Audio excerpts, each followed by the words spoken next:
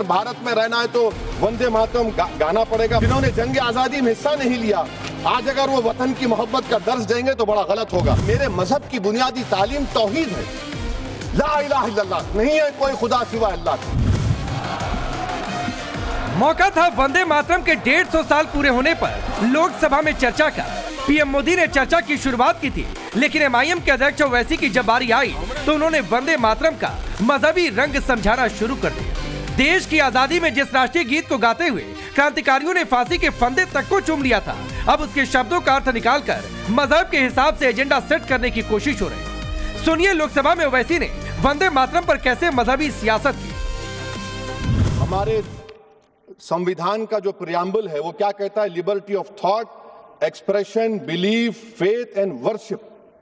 अगर दस्तूर का ये पहला सफा ये बात करता है तो फिर कैसे किसी शहरी को किसी खुदा, देवी, देवता की इबादत करने पर या सजदा करने पर मजबूर किया जा सकता है?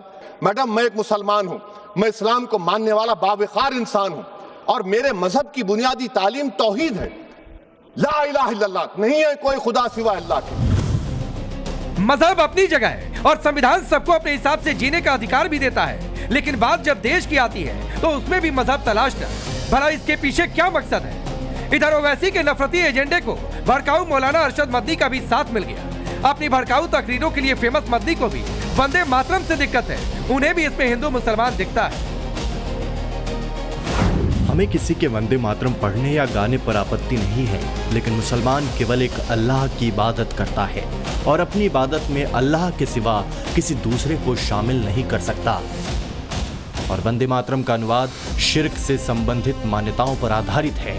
इसके 4 श्लोकों में देश को देवता मानकर दुर्गा माता से तुलना की गई है और पूजा के शब्दों का प्रयोग हुआ है। साथ ही माँ, मैं तेरी पूजा करता हूँ, यही वंदे मातरम का अर्थ है। ये किसी भी मुसलमान की धार्मिक आस्था के खिलाफ है। चाहे ओवैसी हो या मदनी, जो वंदे मातरम को धर्म के चश्मे से देखते हैं, उनके लिए ये फैक्ट जानना बेहद जरूरी है कि आजादी की लड़ाई में क्रांतिकारी अशफाक उल्लाह खान ने फांसी से पहले परिवार को आखिरी चिट्ठी में लिखा था कि आखिरी वक्त में उनके होठों पर वंदे मातरम और अल्लाहू अकबर दोनों होगा। और हुआ भी ऐसा ही। जब उन्हें 19 दिसंबर 1927 को फांसी दी गई तो उन्होंने जोर से वंदे मातरम का नारा लगाया। देवबंद के मौलाना महमूद हसन भी अपने क्रांतिकारी साथियों को रेशम के कपड़े पर चिट्ठियां लिखकर उन्हें हरदम वंदे मातरम का नारा लगाने को कहते थे। देश की आजादी की लड़ाई से जुड़े ऐसे कई किस्सों की भरमार है, जहां देशभक्ति के आगे कभी मजहब की दीवार नहीं आई, लेकिन आज सियासी फायदे के लिए वंदे मातरम को लेकर देखिए क्या क्या दलीलें दी जा रही। हमारा भारत एक इसका मजमुआ क्या है? इसमें हिंदू है, मुसलमान है, सिख है, ईसाई है, जैन है, एथिस्ट है, मेहनतकश है, किसान, गरीब, मजलूम और दलित है। मगर अगर जो तकारीर आज हमने यहाँ पर सुनी और बाहर जो सुनते हैं, अगर भारत को देवी कहने और उसके आगे सजदा करने, तो दरअसल कौम परस्ती को, वतन से मोहब्बत को मजहब में तब्दील कर रहे और फिर यहाँ पर बोल रहे कि अगर भारत में रहना है तो वंदे मातरम गाना पड़ेगा। भाई, ये तो संविधान के खिलाफ है। उम्मुल मोमिनीन उनको कहते हैं जो हमारे प्रॉफेट मोहम्मद सल्लल्लाहु अलैहि वसल्लम की वाइफ हैं। वो हम तमाम मुसलमानों की माँ, हम उनको तसव्वुर करते हैं, मगर हम उनकी इबादत नहीं करते। हम अपनी माँ की इबादत नहीं करते। उम्मुल किताब कुरान है, हम कुरान की इबादत नहीं करते। ना तो किसी ने ओवैसी के देशभक्ति का सर्टिफिकेट मांगा और ना तो अरशद मदनी से देश को आजादी दिलाने में गांधी भगत के साथ अशफाक उल्लाह खान और खान अब्दुल गफ्फार खान या फिर चाहे जो भी हो, हर वीर सपूत को देश एक फ्रेम में सजो कर रखता है, लेकिन ओवैसी को वहाँ भी हमारा तुम्हारा दिखता है। हमारे प्रॉफेट मोहम्मद सल्लल्लाहु अलैहि वसल्लम जब मदीने को गए तो उन्होंने उस वतन के लिए दुआ की, कहा कि अल्लाह मदीने की मोहब्बत हमारे दिलों में और इजाफा कर दे, मक्के से ज्यादा कर दे। तो ये इस्लाम, मुसलमान होना, हमारे ईमान में मुल्क की मोहब्बत बीच में नहीं आती और मुल्क से मोहब्बत है और रहेगी हमेशा, क्योंकि ये अजीम कुर्बानियां यहाँ पर शामिल है। जिन्होंने जंग आजादी में हिस्सा नहीं लिया, आज अगर वो वतन की मोहब्बत का दर्ज देंगे तो बड़ा गलत होगा। हैदराबाद से अपनी सियासत करने वाले भाईजान ने अगर रजाकारों का इतिहास पढ़ लिया होता तो शायद ये बात नहीं कहते। एक तरफ जहाँ देश में आजादी की फिजा थी तो वहीं हैदराबाद के निजाम में रजाकारों की चल रही थी। हालांकि इन आरोपों को लेकर कई मौकों पर ओवैसी ने कहा है कि जो रजाकार थे वो पाकिस्तान चले गए और जो सच्चे देशभक्त थे उन्होंने हिंदुस्तान को चुना। लेकिन सवाल है कि इतिहास देखने के तर्क में फिर कितना दम? वंदे मातरम देश की आस्था और एकता से उत्पन्न एक भावना है जो आजादी से लेकर आज तक लोगों के दिलों में बसी है। लेकिन सवाल है कि जब इसके 150 साल पूरे हो रहे हैं तो इस खास मौके पर भड़काऊ एजेंडा सेट करने वालों को क्या सिर्फ वोट बैंक दिखता है? Bureau report, times now of Bharat. चलिए आपने ये रिपोर्ट देखी। चूंकि वंदे मातरम पर बहस में इसे इस्लाम से जोड़ा जा रहा, इसे शिर्क से जोड़ा जा रहा, इसीलिए दोनों पार्टियों के टॉप प्रवक्ता हमारे साथ हैं और दोनों मुसलमान हैं। शहजाद पूनावाला है और वारिस पठान जी हमारे साथ हैं। आप दोनों का बहुत बहुत स्वागत है। शहजाद भाई, आपसे शुरू करता हूं।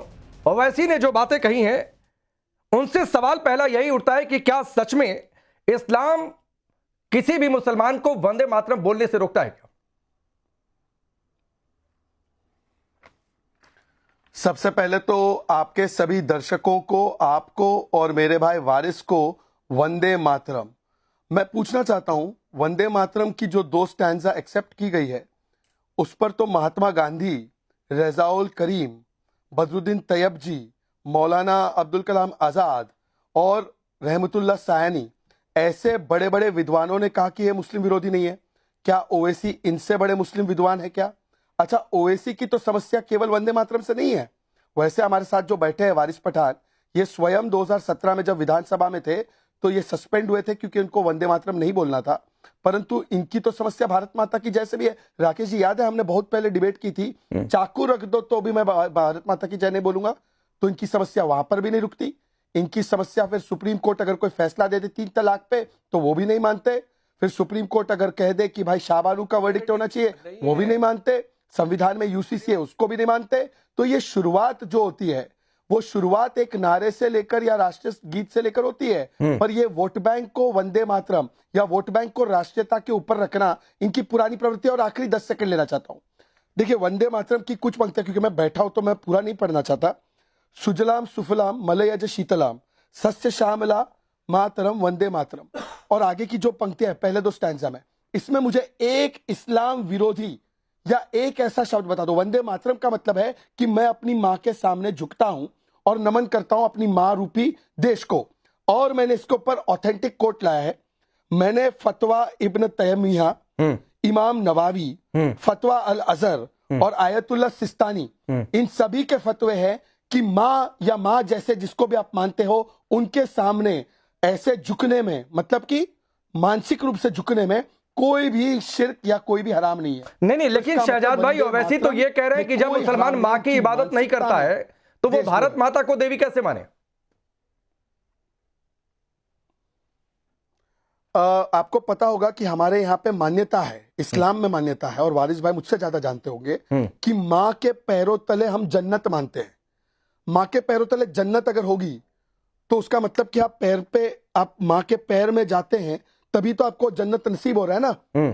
तो इसका मतलब कि माँ के पैर के पास अपने आप को रखना ये कतई इस्लाम में हराम नहीं है। इनके मन में, मैंने इसलिए कहा भारत माता की जय में क्या विरोध है भाई? चलिए बोलिए भारत माता की जय, मतलब कि विक्ट्री टू मदर इंडिया, इसमें भी प्रॉब्लम है।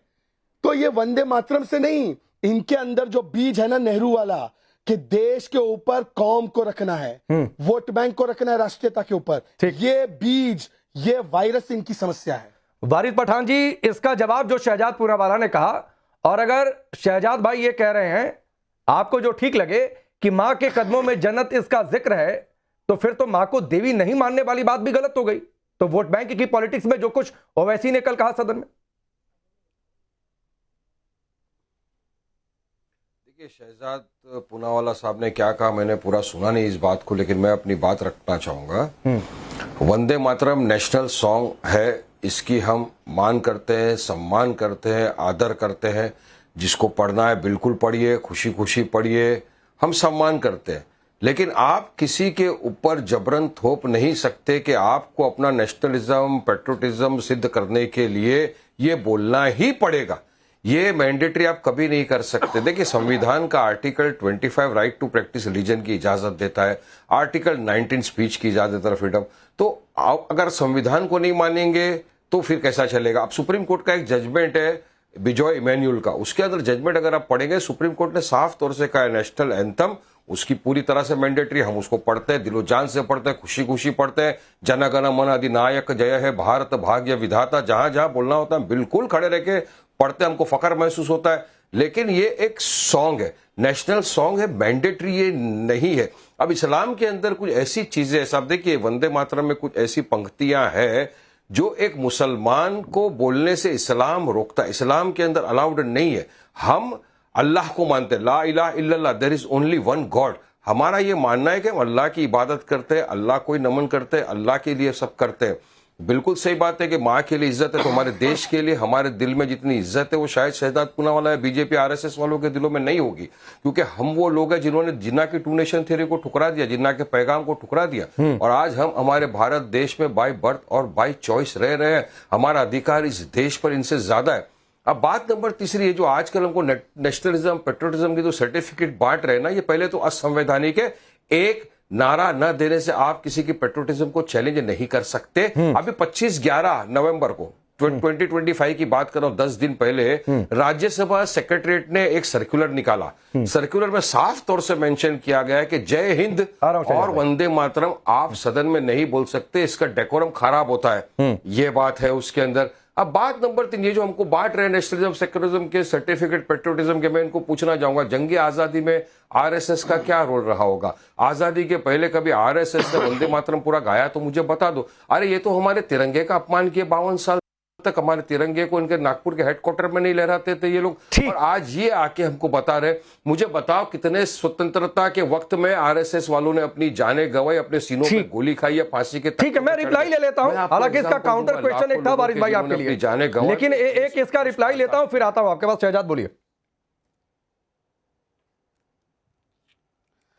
देखिए, बड़े हैरानी की बात है कि जिन लोगों का इतिहास कासिम रिजवी से जुड़ा है, वो कासिम रिजवी जो 10 साल तक जेल में था, फिर पाकिस्तान चला गया, पार्टी हैंडओवर की इनको, रजाकारों से जुड़ा था और हैदराबाद का विलय पाकिस्तान में चाहता था। जो कासिम रिजवी की औलादे हैं वो उनसे पूछ रही है, वंदे मातरम गाने के लिए स्कूल से निकाला गया हेडगेवार जी को, जरा पढ़ के आइए। और बाकी सब छोड़ दिए। अरोना आसिफ अली का ऑन रिकॉर्ड बयान है, 1942 में जब क्विट इंडिया मूवमेंट था, सुन लीजिए सर, मैंने आपके बीच में बोला, 1942 में जब क्विट इंडिया मूवमेंट हो रहा था तो बहुत सारे हमारे जो क्रांतिकारी थे वो चुप रहते। अरुणा आसिफ अली को पता है शरण किसने दी? राकेश जी उनको शरण लाला हंसराज दिल्ली के जो दिल्ली के हमारे स्वयं सेवक थे उन्होंने दी। और मैं ये इकलौता बयान नहीं है, चलिए मैं दूसरा बताता हूँ। देवीपत चौधरी और जगतपति कुमार ने गोलियां खाई स्वतंत्रता संग्राम में। फिर उसके बाद मैं आपको चिमू रश्मि से और जंगल सत्याग्रह, दोनों चीजें आरएसएस ने लीड किया। फिर जब 1929-30 में, सुन लीजिए ना, हाँ सुनिए, आप ही को देना है, 1929-1930 में पूर्ण स्वराज का कॉल आया तो हर शाखा में इस कॉल को इंप्लीमेंट किया गया। और जब हेडगेवार जी खुद जेल से बाहर आए सेडिशन केस के बाद, तो उनको मोतीलाल नेहरू ने रिसीव किया। तो जो रजाकार के वंशज वो जवाब ना दे। दूसरी बात, अब उन्होंने कहा कि कुछ पंक्तियां हैं वंदे मातरम में जिसपे इस्लाम या मुसलमानों को आपत्ति, उसके बाद बात करो ना। मैं आज ओपन, सुनिए ना, अरे सुनिए ना भाई, 30 सेकंड और दे दीजिए वारिस भाई, फिर आता हूं। वही पैनलिस्ट से कहा बीच में टोक, नहीं ठीक है, हाँ शहजाद अपनी बात पूरी करिए। भाई वारिस भाई ऐसे मत कीजिए, वारिस भाई ऐसे मत कीजिए, वकीलों की तरफ पेश आइए। आप भी जानते हैं मेरी बारी है बोलने की, पूरी हो जाने दीजिए बात। अभी उन्होंने जो बात कही है, मैं उनसे चाहता हूं कि पहले 2 स्टैंजा जिसको रहमतुल्लाह सायानी ने, जिसको बदरुद्दीन तैयब जी ने, जिसको महात्मा गांधी ने, जिसको मौलाना आजाद ने अप्रूव किया, वो एंटी मुस्लिम है। अच्छा, अगर एंटी मुस्लिम है तो राकेश जी आप अपने स्क्रीन पे दिखा दीजिए वो 2 स्टैंजा, मैं चाहे तो कोड भी कर दूं, उसमें से कौन सा शब्द आपत्तिजनक है इस्लाम की दृष्टिकोण से, अभी हमको बता दे। ठीक। वंदे मातरम सुजलाम सुफलाम मलयज शीतलाम सस्य श्यामला मातरम वंदे मातरम, बताइए कौन सा शब्द है इसमें? ठीक है, मैं रिप्लाई लेता हूं। वारिस पठान जी, जो बात शहजाद ने कही है उसका रिप्लाई करिए, और साथ ही जो बातें आप कहते हैं कि आजादी के आंदोलन में क्या इनका इतिहास है, इन्होंने पलटकर पूछा और ये सवाल आता है कि ठीक है जो चले गए वो रजाकार, जो रह गए वफादार, लेकिन इतिहास तो फिर वो रजाकारों से जुड़ जाता है जो शहजाद कह रहे हैं। दूसरी बात है कि मैंडेटरी करना नहीं करना एक अलग बात है, ये डिबेटेबल आपने जो खड़ा की सर, बस 10 सेकेंड, लेकिन अल्लाह के सिवा किसी की इबादत नहीं कर सकते, इसको शिर्क से जोड़ दिया जाए, ये क्या उकसाऊ फिर नहीं है? देखिए, मैं दोनों बात का आपका जवाब दूंगा। सबसे पहले तो अभी शहजाद ने कहा कि ये रजाकार की औलाद, कासिम रिजवी की औलाद, तो जो रजाकार थे वो चले गए और जो वफादार थे वारिस पठान जैसे वो यहाँ रह गए और आपको बराबर से मुंह तोड़ जवाब देते हैं।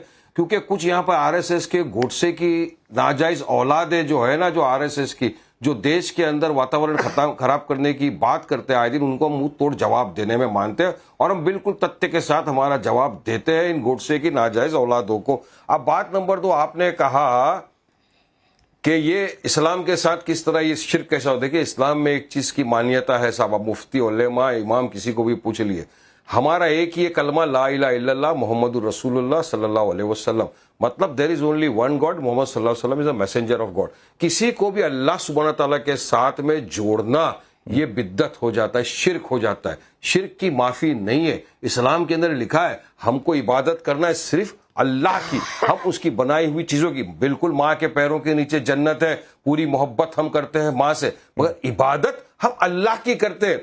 देश से बहुत मोहब्बत है, इनसे ज्यादा मेरे को मोहब्बत है, इनको मोहब्बत नहीं है। ये तो देश में नफरत फैलाने की बात करते हैं। वारिस पठान तो देश में मोहब्बत का वातावरण क्रिएट करने की बात कर रहा है ना। मैं तो मोहब्बत का परचम लहरा रहा हूं, मैं तो संविधान को लेके चल रहा हूं ना। ये तो ना मोहब्बत का परचम लहराते, ना संविधान को मानते, ना सुप्रीम कोर्ट के जजमेंट को मानते, ये डिक्टेटरशिप में मानते। ये ऐसा है कि अगर देश में रहना होगा तो ये कहना होगा। ये कौन होते हैं भाई हमको हमारे भारत महान देश से निकालने वाले? हम तो नहीं, लेकिन मेरी एक बात है शहजाद, मैं आता हूं, मेरी एक बात है वारिस पठान जी, अगर अशफाक उल्लाह खां अपनी आखिरी चिट्ठी में लिखते हैं, 10 सेकंड नहीं, मैं आपको 30 सेकंड और देता हूं वारिस जी, मैं आपको 30 सेकंड और देता हूं। एक चीज बस ऐड करता हूं कि अगर अशफाक उल्लाह खां अपनी आखिरी चिट्ठी में लिखते हैं कि आखिरी वक्त में मेरे होठों पर वंदे मातरम और अल्लाह अकबर दोनों होंगे, और 19 दिसंबर 1927 को फांसी के वक्त वो जोर से वंदे मातरम का नारा लगाते हैं, तो क्या वारिस पठान ओवैसी की नजर में वो सच्चे मुसलमान नहीं थे? क्या वो शिर्क करके उन्होंने कुर्बानी दे दी? जंग आजादी के वक्त इनकलाब जिंदाबाद के नारे लगे, नारे तकबीर अल्लाह अकबर के नारे लगे, वंदे मातरम के भी नारे लगे, इसमें कोई डाउट नहीं है। मगर ये आरएसएस वाले जो आज नारे हमसे लगवा रहे ना जबरन, मैं इनको सवाल करता हूं, आपने कौन से नारे दिए थे? आप तो ब्रिटिशर के साथ थे ना, आप भारत देश के साथ कभी नहीं खड़े थे। तो दिक्कत यह है कि शहजाद कह रहे हैं कि नारा खड़े थे, आप उनकी बुट लेकिंग कर रहे थे, उनकी चमचागिरी कर रहे थे, उनका खबरीपना कर रहे थे। और भारत की आजादी में, जंग आजादी में भारत का मुसलमान अपनी जाने गंवा रहा था, जिसका इतिहास है, आप इतिहास को बदल नहीं कर सकते। वो नाम जिन्होंने अपनी जाने गंवाई, लटकती हुई झाड़ों के ऊपर लाशें, उसको आप डिनाई नहीं कर सकते। वो हमारे बुजुर्गों की, हमारे लोगों की लाशें थी जंग आजादी में। अब शहजाद भाई, देश के लिए शहजाद भाई, जो वारिस पठान की बातों का मतलब मुझे समझ में आया, वो ये समझ में आया कि ठीक है अशफाक उल्लाह खान ने नारे लगाए, ठीक है खान अब्दुल गफ्फार खान की खुदाई खिदमतगार सभाओं में वंदे मातरम गाया जाता था, ठीक है, लेकिन दिक्कत इस बात से कि आप लोग कह रहे हैं, आरएसएस से जुड़े लोग कह रहे हैं कि वंदे मातरम बोलो। आरएसएस, देखिए समस्या ये हो रही है कि वारिस भाई 4-4 मिनट बोलते हैं, मैं 1 मिनट में बोलता हूँ, बीच में बोलता हूँ। नहीं, आप बोलिए। देखिए फिर से शुरू हो गए भाई, ये तो नहीं चल सकता। नहीं राकेश जी, ऐसे नहीं होगा डिबेट। 2 ही लोग हैं, आप सबको समय दे रहे हैं, फिर भी वो 10 सेकंड में बीच में बोलते हैं। भाई क्या समस्या है इनकी?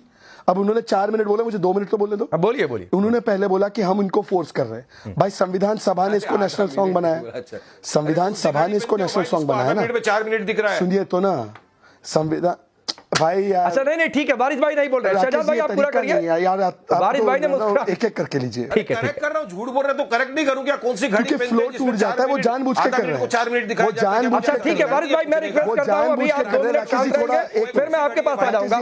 2 मिनट शांत रहेंगे और 2 मिनट में खुद घड़ी देख रहा हूं। शहजादा बोलिए। राकेश जी 1 मिनट, एक-एक करके आप लीजिए। हाँ एक-एक करके आप बोलिए। अभी वारिस भाई बिल्कुल नहीं बोलेंगे, आप बोलिए। करके लीजिए, वो जानबूझ के कर रहे हैं डिबेट को। नहीं आप बोलिए, वरना मेरा हाँ, मैं आपसे रिक्वेस्ट कर रहा हूं, वो जानबूझ के कर रहे हैं। हाँ, उन्होंने सबसे पहले बोला कि हम किसी को मजबूर कर रहे हैं। भाई संविधान सभा ने इसको बोला कि ये नेशनल सॉन्ग बने, तो महात्मा गांधी से लेकर बाकी, महात्मा गांधी संविधान सभा में नहीं थे, परंतु महात्मा गांधी से लेकर बाकी लोग जो थे वो सब गलत थे क्या, जो कहते थे कि होना चाहिए नेशनल सॉन्ग? दूसरी बात मैं पूछना चाहता हूं, अभी उन्होंने कहा कि हमारा रजाकारों से कोई लेना देना नहीं, रजाकार चले गए, वफादार रह गए। भाई कासिम रिजवी ने ही पार्टी इनके पहले अध्यक्ष मतलब ग्रैंडफादर ऑफ ओवैसी को सौंप के गए हैं। कासिम रिजवी इनके प्रेसिडेंट थे 46 से 48। कैसे आप अपना इतिहास छिपा सकते हैं? तीसरी बात, मैंने तो आपको अपना तो इतिहास बता दिया आरएसएस का क्या रहा है योगदान, परंतु मैं आपसे पूछना चाहता हूं, चलिए आपने बोला वंदे मातरम शिर्क है क्योंकि उसमें तुलना होती है अल्लाह के साथ, वैसे नहीं होती है, पर भारत माता की जय क्यों नहीं बोलते हैं? भारत माता की जय में कहां तुलना हो रही है और इबादत हो रही है, वो भी बोलने को तैयार नहीं। और आखिरी बात, मोहब्बत की दुकान है इनकी, सर तन से जुदा के नारे को जो जस्टिफाई करते हैं, ये बोलते हैं ये मोहब्बत की दुकान में, और सुप्रीम कोर्ट के ना 3 तलाक के फैसले को मानते हैं, ना ये वक्फ के फैसले को मानते हैं, ना सीए के फैसले को मानते हैं, ना किसी और फैसले को मानते शाहबानू के, और बोलते हैं हम सुप्रीम कोर्ट के साथ हैं। अरे भाई, सुप्रीम कोर्ट ने भारत माता की जय को अवैध घोषित किया गया, तो आप क्यों नहीं बोल देंगे भारत माता की जय? अच्छा सुनो, भारत सुनो, माता अभी की बोलने जय में कौन सा 10 मिनट बोल दिया आपने, अभी 10 मिनट बोल दिया, मेरा टर्न है, मेरा टर्न है जवाब देने का। अब ट्विटर के लिए इतना सारा मत बोलो, ट्विटर कुछ नहीं होने वाला, अभी मैं असल जवाब देता हूं आपको। सुनो मेरी बात, आपको नेशनल एंथम से क्या दिक्कत है? अच्छा, उसी का नेशनल डर है एंथम तो मैंडेटरी है, वो तो वारिस पठान पढ़ता है ना, खुशी से पढ़ता है, पूरा भारत या मुसलमान खड़े होके पढ़ते, जन गण मन अधिनायक जय भारत भाग्य विधाता, पूरा जन गण हम पढ़ते पूरी खुशी का। क्या दिक्कत है आपको? आपको हमारे तिरंगे से क्या प्रॉब्लम है? 52 साल आपने क्यों नहीं लहराया हमारे तिरंगे को? क्योंकि आपको मोहब्बत थी, भगवा कलर से तिरंगा आपके लिए आप सुकून था। अब बात नंबर 3 ये आती है कि अभी आपने बताया कि हमने सर तन से जुदा के नारे का समर्थन किया। बताओ वारिस पठान का कोई एक स्टेटमेंट जहां पे मैंने कहा कि मैं कॉल फॉर वायलेंस का समर्थन करता हूं? बता दो एक स्टेटमेंट। कभी भी कॉल फॉर वायलेंस का हमने किसी स्टेटमेंट का समर्थन नहीं किया। आप लोग ने बिल्कुल समर्थन किया, मुल्ले काटे जाएंगे, ये चिल्लाएंगे, किया है। अरे सर सुनिए, वो किसका? देखो अभी बीच में बोलने की आदत खराब है ना शहजाद भाई। एक तो आपका आवाज नहीं निकल रहा, बोल के फायदा क्या है? रेस्ट करो, गला पानी करो, गड़गड़ा नमक वाले पानी से आराम करो। सुनो बात, वारिस पठान ने चलिए मेरी आवाज दबा नहीं सकते आप। चलिए, आरएसएस वाले ने हमेशा से समर्थन किया, आरएसएस वाले ने हमेशा समर्थन किया। कॉल मुल्ले काटे जाएंगे, ये चिल्लाएंगे, किसने बोला था? आप लोग है ना, देश के गद्दारों को गोली मारो, डैश डैश डैश। ये कॉल फॉर वायलेंस नहीं था, किसने दिया था? आप लोगों ने दिया था ना। कभी आपने ऐसे स्लोगन का कंडेमनेशन किया है शहजाद पूनावाला साहब?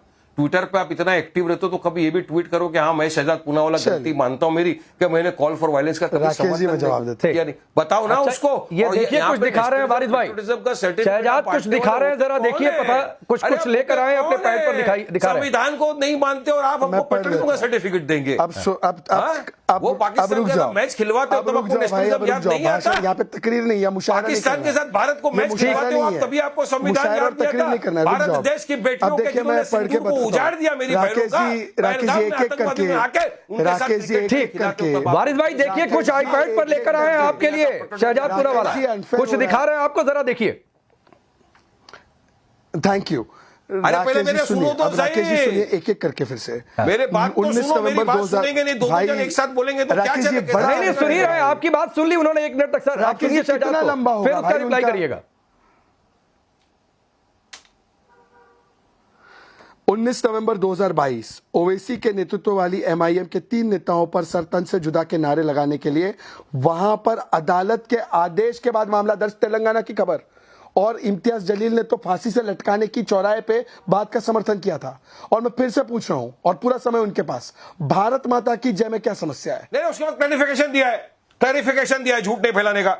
झूठ नहीं फैलाओ, झूठ मत फैलाओ शहजाद, झूठ मत फैलाओ, अच्छी बात नहीं है झूठ बोलना। क्या दिन दहाड़े झूठ बोलते रहते हो रात दिन, अच्छी बात नहीं है। वो पूछ रहे भारत माता की जय, वंदे मातरम, दोनों से इतनी दिक्कत क्यों है? भारत माता की जय ओवैसी ने अपोज किया है। कहां लिखा है कि ये बोलना है? कहां लिखा है संविधान के अंदर के यही बोलने से नेशनलिज्म और पेट्रियोटिज्म हमारी साबित करना है हमको? किधर लिखा है? शेरवानी पहनना क्या लिखा है? अरे इनको क्यों सवाल करते हो? शेरवानी और टोपी पहनना क्या लिखा है? ये गोवलकर की लिखी हुई किताब को मानेंगे, हेडगेवार की बात मानेंगे, डॉक्टर बाबा साहेब अंबेडकर के संविधान को नहीं मानते? ये इशू ये सबसे बड़ा। अरे राकेश जी, इशू सबसे बड़ा समझिए, ये डॉक्टर बाबा साहेब अंबेडकर के दिए हुए संविधान को नहीं मानते, उसकी धज्जियां उड़ाते हैं। ये सिर्फ मानते गोवलकर की बात को, ये मानते हेडगेवार की बात को। मैं एक चीज पूछना चाहता हूं वारिस पठान जी, एक चीज पूछना चाहता हूं। शहजाद आपके पास आता हूं। आप कह रहे हैं भारत माता की जय से दिक्कत है, वंदे मातरम राष्ट्रगीत से दिक्कत है, तो क्या राष्ट्र प्रतीकों का कोई मतलब फिर नहीं रह जाएगा? नहीं, देखिए एक है ना स्लोगन से आप नेशनलिज्म पेट्रियोटिज्म का आकलन नहीं लगा सकते किसी के। आप क्यों कौन होते हो ये बोलने वाले कि आपने ये नहीं बोला तो पेट्रियोटिज्म नहीं रहा, आपने नेशनलिज्म नहीं रहा? अरे भाई, तो गिना रहा हूं ना कि हमने जंग आजादी के लिए क्या क्या गवाया है, हमारे बुजुर्गों ने अपनी जाने गवाई। नहीं वारिस भाई, लेकिन जंग आजादी में जिन्होंने कुर्बानी दी, जिन्होंने जान गवाई, थोड़ी देर पहले आप भी बोले कि हाँ उस समय नारे लगे, तो फिर क्या वो मुसलमान नहीं थे और क्या वो शिर्क करके गए? और अगर वो शिर्क करके गए तो फिर तो आप जो परिभाषा ला रहे हैं उसकी अलग अलग डिबेट होगी। और अगर नहीं शिर्क करके गए वारिस पठान जी, तो फिर ये सवाल उठेगा सर कि ये सिर्फ वोट बैंक की पॉलिटिक्स हो रही है। आप मैसेज ये देना चाहते हैं कि मुसलमानों के झंडा बरदार सिर्फ आपकी पार्टी है और कोई नहीं। नहीं, सवाल उठेगा क्यों? क्यों हमारी नेशनलिज्म पेट्रोलिज्म को रोज चैलेंज किया जा रहा है? बताइए मेरे को, इस बात का जवाब दीजिए। सवाल उठता क्यों है? नहीं, कोई चैलेंज नहीं कर रहा है वारिस जी, कोई चैलेंज नहीं कर रहा है। लेकिन नेशनलिज्म मैं मानता हूं कि आप भी उतने ही देशभक्त हैं, शहजाद भी उतने ही देशभक्त, और मैं भी उतना ही देशभक्त। यहां सभी देशभक्त बैठे हैं, कोई गद्दार नहीं बैठा हुआ है। लेकिन मैं कह रहा हूं कि फिर वंदे मातरम को धर्म और मजहब से जोड़ देने के पीछे मंशा क्या है, इसको सवाल उठेगा। राकेश जी सुनिए, वो बीजेपी को पूछो, वो बीजेपी को पूछो ना, धर्म को मजहब को संविधान से जोड़ने की क्या जरूरत है? इनको पूछो ना, यहाँ पे इनको पूछो डेवलपमेंट के लिए क्या किया। अरे गोवा में 25 लोगों की जानें चले गई इनकी लापरवाही की वजह से।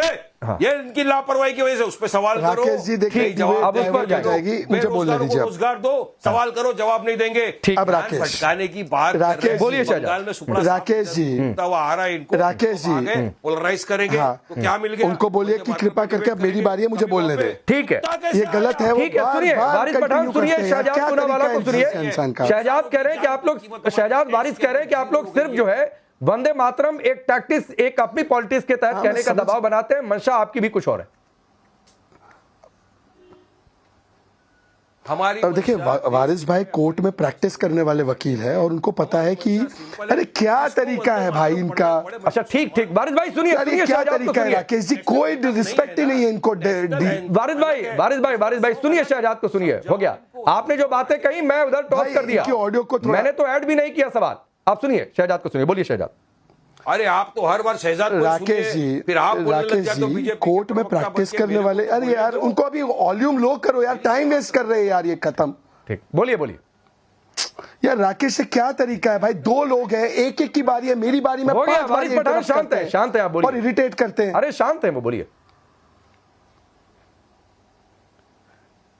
राकेश जी कोर्ट में ऐसी प्रैक्टिस नहीं अलाउड होती, जो दूसरे वकील का समय होता है उसमें बोलेंगे तो सस्पेंड हो जाते हैं वकील। एनीवे मुझे बोलने दीजिए। उन्होंने कहा कि भारत माता की जय इसलिए नहीं बोलेंगे क्योंकि भारत माता की जय कहीं लिखा नहीं है, कहीं संविधान में यह भी नहीं लिखा है कि मां को प्यार करना है। संविधान में अपनी मां को प्यार करना है। अरे बड़ बोले, प्लीज चुप रहो यार, सुन तो लीजिए थोड़ा सा।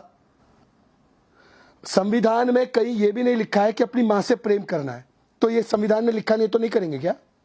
संविधान में यह भी नहीं लिखा है कि अपने बाप की इज्जत करनी है, तो नहीं लिखा तो नहीं करेंगे क्या? भारत माता की जय बोलने के लिखना पड़ेगा। दूसरी बात, इन्होंने अंबेडकर जी के संविधान की बात की। मुस्लिम आरक्षण की बात करने वाले अंबेडकर जी के संविधान की बात करते हैं। जो बोलते हैं कि हम शरिया को चाहते हैं संविधान के ऊपर, वो अंबेडकर जी के संविधान की बात कर रहे हैं। और अंबेडकर जी ने इस्लाम पे क्या लिखा है पार्टीशन ऑफ पाकिस्तान में, जरा पढ़ के आइए, फिर बोलना अंबेडकर जी के कितने साथ है।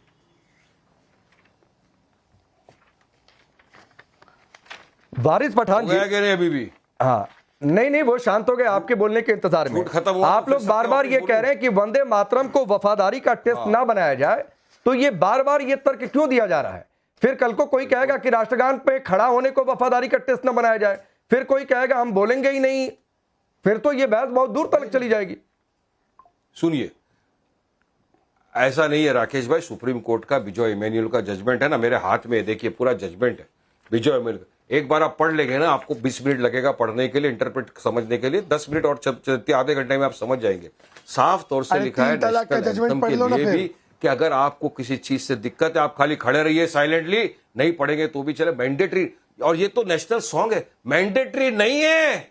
मैंडेटरी कहां से ये बना रहे मेरे को समझ में नहीं रहा, क्यों इनकी आइडियोलॉजी हमारे ऊपर थोपना चाह रहे हैं। मैं तो उनके रिलीजन के बीच में नहीं जाता ना कि आप ये बोलिए, ये क्यों ऐसा चाहते हैं? हम अल्लाह की इबादत करते हैं, अल्लाह को मानते हैं, ला इलाहा इल्लल्लाह, there is only one God. हम उसकी वंदना करते हैं, मां से मोहब्बत करते हैं बेशक नो डाउट, देश से मोहब्बत करते हैं बेशक नो डाउट, मगर हमारी मोहब्बत को ये इससे जोड़ दो कि नहीं आप ऐसा नहीं कर सकते, मोहब्बत करते हो तो ये बोलो, मोहब्बत करते तो ये बोलो, ये सरासर असंवैधानिक और गलत है, ये टोटल अलाउड ही नहीं है कहीं। नहीं फिर तो वारिस भाई ये चर्चा वहां तक जाएगी जो बात कल हो रही थी और जो प्रधानमंत्री ने कहा कि जिन्ना के दबाव में कांग्रेस झुकी, और कुछ उसी तरीके की बातें, कुछ उसी तरीके का माहौल हो रहा है इस समय देश में। शहजाद, ये एक आखिरी रिप्लाई आपसे भी कि ये फिर क्या उसी तरीके का माहौल कि कभी दबाव में वंदे मातरम से समझौता और अब फिर उसी पर डिबेट वहीं उसी समय जाकर?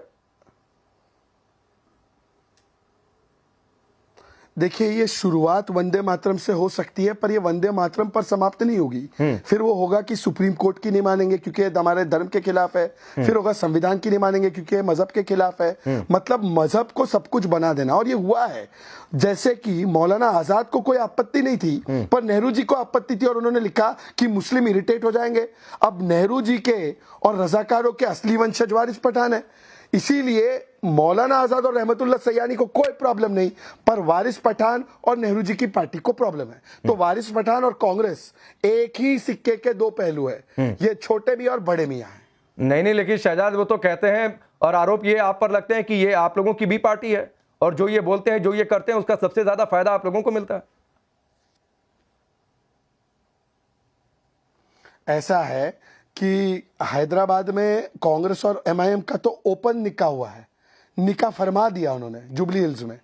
हालांकि देश भर में 3 तलाक लेकर घूमते हैं, यूपीए में 7 में थे, पर हैदराबाद में तो इनका निकाह है। तो मुझे बताने की आवश्यकता नहीं कि कौन किसकी बी टीम है। कांग्रेस और एमआईएम ये दोनों छोटे मियां और बड़े मियां हैं।